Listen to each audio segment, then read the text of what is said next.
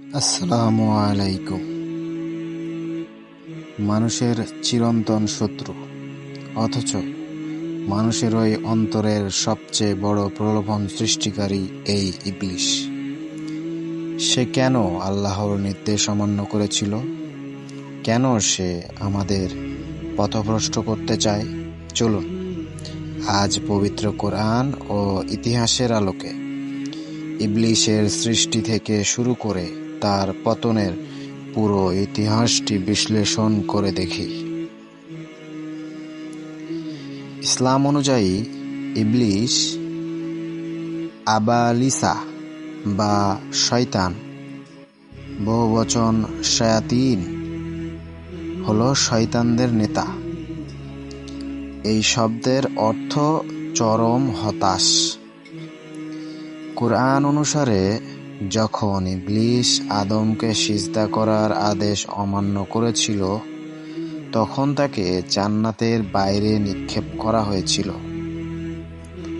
ইসলামী ধর্মতত্ত্বে ইবলিশকে এমন বৈশিষ্ট্য এবং কর্মের উদাহরণ হিসেবে বিবেচনা করা হয় যাকে আল্লাহ জাহান্নামে শাস্তি দিবেন।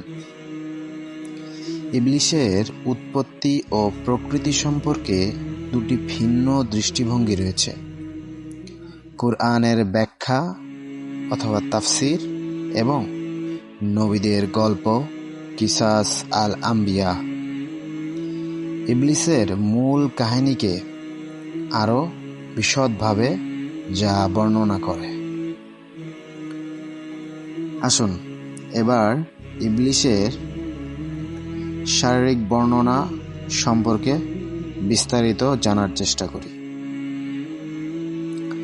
ইবলিশ মূলত আকৃতিবিহীন আগুন। আল্লাহ তাআলা বললেন, আমি যখন তোমাকে আদেশ দিলাম তখন কিসে তোমাকে সিজদা করতে বাধা দিল? শয়তান বলেছিল, আমি তার চেয়ে শ্রেষ্ঠ, অর্থাৎ আদমের চেয়ে শ্রেষ্ঠ। আপনি আমাকে আগুন দিয়ে সৃষ্টি করেছেন এবং তাকে কাদামাটি দিয়ে সৃষ্টি করেছেন। সূরা আরাফ আয়াত নং 12। ইসলামী ইতিহাস এ ব্যাপারে কি বলে আসুন জেনে নিই। ইসলাম ধর্মে ইবলিশকে দুষ্ট জিন বলা হয়েছে। পবিত্র কোরআনে উল্লেখ করা হয়েছে যে যখন আল্লাহ আদম আলাইহিসসালামকে সৃষ্টি করলেন এবং তিনি সকল ফেরেশতাদের বললেন আদমকে সিজদা করতে, তখন সকল ফেরেশতা সিজদা করল, অথচ ইবলিশ সিজদা করল না। ফলে অবিশ্বাসীদের অন্তর্ভুক্ত হয়েছিল এবং আল্লাহ তাকে অভিশপ্ত করলেন। এখন জেনে নিই ইবলিশ সম্পর্কিত কিছু সহিহ হাদিস। রাসূলুল্লাহ সাল্লাল্লাহু আলাইহি ওয়াসাল্লাম বলেন, নিশ্চয় আদম সন্তানদের ওপর শয়তানের একটি প্রভাব আছে, অনুরূপ ফেরেশতারও একটি প্রভাব আছে।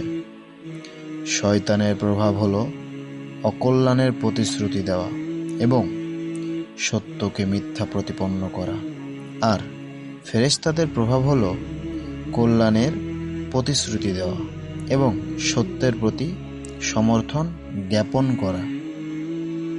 সুতরাং যে ব্যক্তি কল্যাণের অবস্থা উপলব্ধি করে সে যেন জেনে রাখে এটি আল্লাহ তাআলার পক্ষ থেকেই হয়েছে, কাজেই তার উচিত আল্লাহর প্রশংসা করা।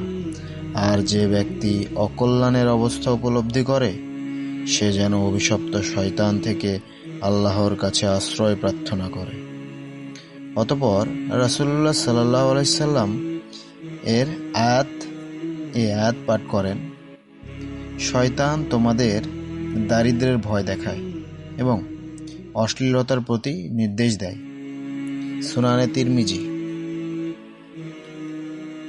উসমান ইবনে আবুল আস রাদিয়াল্লাহু তাআলা আনহু থেকে বর্ণিত, তিনি বলেন, আমি একবার রাসূল সাল্লাল্লাহু আলাইহি ওয়াসাল্লাম এর কাছে আরজ করি যে, হে আল্লাহর রাসূল, শয়তান আমার ও আমার নামাজ কিরাতের মধ্যে অন্তরা হয়ে দাঁড়ায় এবং তাতে জটিলতার সৃষ্টি করে।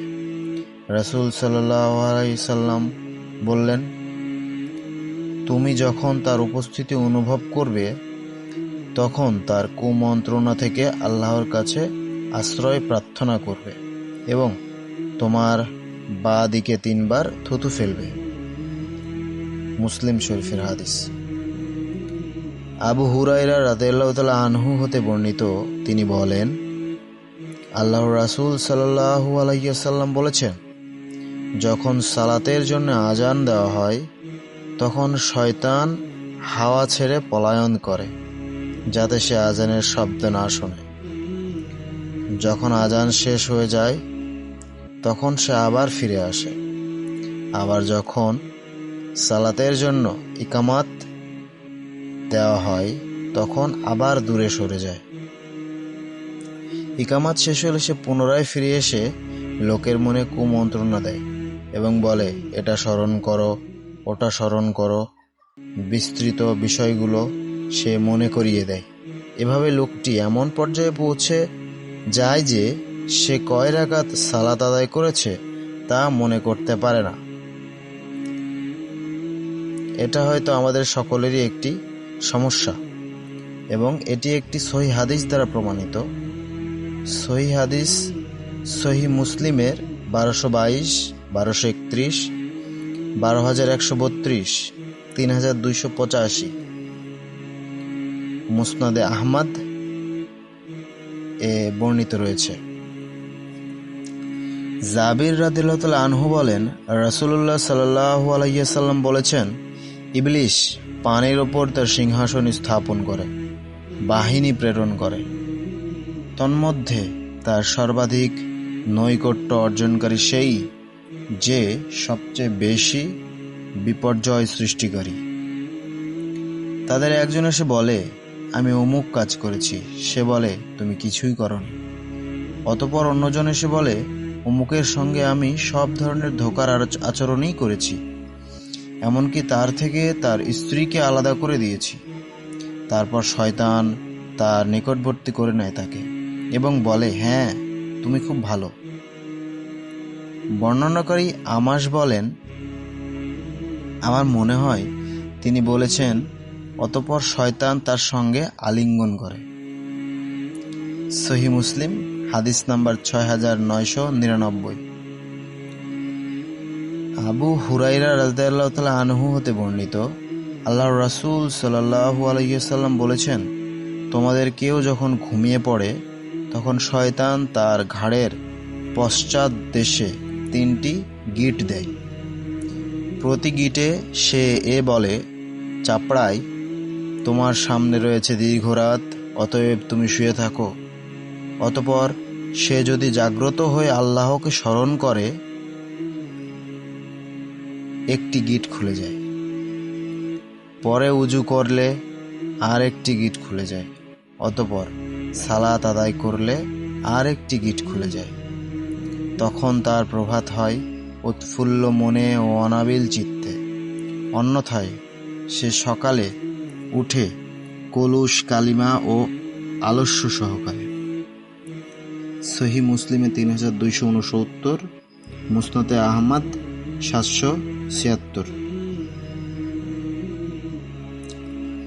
আব্দুল্লাহ ইবনু মাসউদ রাদিয়াল্লাহু তাআলা আনহু হতে বর্ণিত, তিনি বলেন, নবী সাল্লাল্লাহু আলাইহি ওয়াসাল্লামের সামনে এক ব্যক্তির ব্যাপারে আলোচনা করা হলো।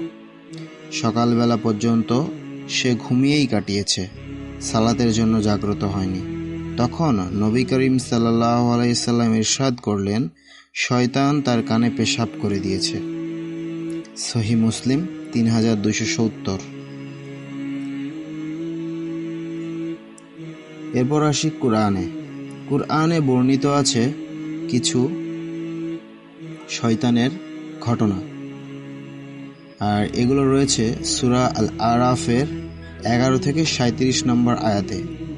আপনারা যদি রেফারেন্স খুঁজতে চান তাহলে আমার রেফারেন্স অনুযায়ী খুঁজবেন, ইনশাআল্লাহ আপনারা পাবেন। আমি তো তোমাদেরকে সৃষ্টি করেছি, অতঃপর তোমাদের আকৃতি দিয়েছি, অতঃপর ফেরেশতাদের নির্দেশ দিলাম আদমকে সিজদা করার জন্য। তখন ইবলিস ছাড়া সবাই সিজদা করল। সে সিজদাকারীদের অন্তর্ভুক্ত হলো না। তিনি বললেন, আমি যখন তোমাকে আদেশ দিলাম তখন কি তোমাকে নিবৃত করলো যে তুমি সিজদা করলে না? সে বলল, আমি তার চেয়ে শ্রেষ্ঠ। আপনি আমাকে আগুন দিয়ে সৃষ্টি করেছেন এবং তাকে কাদামাটি দিয়ে সৃষ্টি করেছেন। তিনি বললেন, তাহলে তুমি এখান থেকে নেমে যাও। এখানে থেকে অহংকার করবে এটা হতে পারে না। সুতরাং তুমি বের হয়ে যাও, নিশ্চয় তুমি অধমদের অন্তর্ভুক্ত। তারপর সে বলল, আমাকে সেদিন পর্যন্ত অবকাশ দিন যেদিন তারা পুনরুত্থিত হবে। তিনি বললেন, নিশ্চয় তুমি অবকাশ প্রাপ্তদের অন্তর্ভুক্ত। সে বলল, আপনি যে আমাকে পথভ্রষ্ট করলেন সে কারণে অবশ্যই অবশ্যই আমি আপনার সরল পথে মানুষের জন্য বসে থাকব। তারপর অবশ্যই আমি তাদের কাছে আসব, তাদের সামনে থেকে ও তাদের পিছন থেকে, তাদের ডান দিক থেকে এবং তাদের বাঁ দিক থেকে, এবং আপনি তাদের অধিকাংশকে কৃতজ্ঞ পাবেন না। তিনি বললেন, এখান থেকে বের হয়ে যাও ধিক্কৃত বিতাড়িত অবস্থায়। মানুষের মধ্যে যারাই তোমার অনুসরণ করবে অবশ্যই অবশ্যই আমি তোমাদের সবাইকে দিয়ে জাহান্নাম পূর্ণ করব। আর হে আদম, আপনিও আপনার স্ত্রী জান্নাতে বসবাস করুন, অতঃপর যেথা হতে ইচ্ছা খান, কিন্তু এ গাছের ধারের কাছেও যাবেন না, তাহলে আপনারা জালেমদের অন্তর্ভুক্ত হবেন। তারপর তাদের লজ্জাস্থান যা তাদের কাছে গোপন রাখা হয়েছিল তা তাদের কাছে প্রকাশ করার জন্য শয়তান তাদেরকে কুমন্ত্রণা দিল এবং বলল, পাছে তোমাদের উভয় ফেরেশতা হয়ে যাও, কিংবা তোমরা স্থায়ীদের অন্তর্ভুক্ত হও। এজন্যই তোমাদের রব এ গাছ থেকে তোমাদের নিষেধ করেছেন। আর সে তাদের উভয়ের কাছে শপথ করে বলল, নিশ্চয় আমি তোমাদের শুভাকাঙ্ক্ষীদের একজন। অতঃপর সে তাদেরকে প্রবঞ্চনার দ্বারা অধঃপতিত করল। এরপর যখন তারা সে গাছের ফল খেল, তখন তাদের লজ্জাস্থান তাদের কাছে প্রকাশ হয়ে পড়ল এবং তারা জান্নাতের পাতা দিয়ে নিজেদেরকে আবৃত করতে লাগল। তখন তাদের রব তাদেরকে ডেকে বললেন, আমি কি তোমাদেরকে ওই গাছ থেকে নিষেধ করিনি? এবং আমি কি তোমাদেরকে বলিনি যে নিশ্চয় শয়তান তোমাদের উভয়ের প্রকাশ্য শত্রু? তারা বলল, হে আমাদের রব, আমরা নিজেদের প্রতি জুলুম করেছি। আর যদি আপনি আমাদেরকে ক্ষমা না করেন এবং দয়া না করেন তবে অবশ্যই আমরা ক্ষতিগ্রস্তদের অন্তর্ভুক্ত হব। তিনি বললেন, তোমরা নেমে যাও, তোমরা একে অন্যের শত্রু, এবং জমিনে কিছুদিনের জন্য তোমাদের বসবাস ও জীবিকা রইল। তিনি বললেন, সেখানেই তোমরা যাপন করবে এবং সেখানেই তোমরা মারা যাবে, আর সেখান থেকেই তোমাদেরকে বের করা হবে। আর স্মরণ করুন যখন আমরা ফেরেশতাদের বললাম, আমাকে সিজদা করো, তখন ইবলিস ছাড়া সকলেই সিজদা করল। সে অস্বীকার করল ও অহংকার করল, আর সে কাফেরদের অন্তর্ভুক্ত হলো। আর আমরা বললাম, হে আদম, আপনিও আপনার স্ত্রী জান্নাতে বসবাস করুন এবং যেখান থেকে স্বাচ্ছন্দ্যে আহার করুন, কিন্তু ওই গাছটির কাছে যাবেন না, তাহলে আপনারা হবেন জালিমদের অন্তর্ভুক্ত। অতঃপর শয়তান সেখান থেকে তাদের পদস্খলন ঘটালো এবং তারা যেখানে ছিল সেখান থেকে তাদেরকে বের করলো। আর আমরা বললাম, তোমরা একে অন্যের শত্রুর রূপে নেমে যাও এবং কিছুদিনের জন্য তোমাদের বসবাস ও জীবিকা রইল জমিনে। তারপর আদম তার রবের কাছ থেকে কিছু বাণী পেলেন। অতঃপর আল্লাহ তার তওবা কবুল করলেন। নিশ্চয় তিনি তওবা কবুলকারী, পরম দয়ালু। পরিশেষে আমরা বলতে পারি, ইবলিসের ইতিহাস কেবল একজন অবাধ্য সৃষ্টির গল্প নয়, বরং এটি আমাদের জন্য একটি সতর্কবার্তা। সে আমাদের অন্তরের দুর্বলতাকে কাজে লাগায়। আমরা যেন সবসময় ভালো কাজের মাধ্যমে নিজেদের সুরক্ষিত রাখি। আপনাদের সকলের সুন্দর সময় ও মনোযোগের জন্য ধন্যবাদ।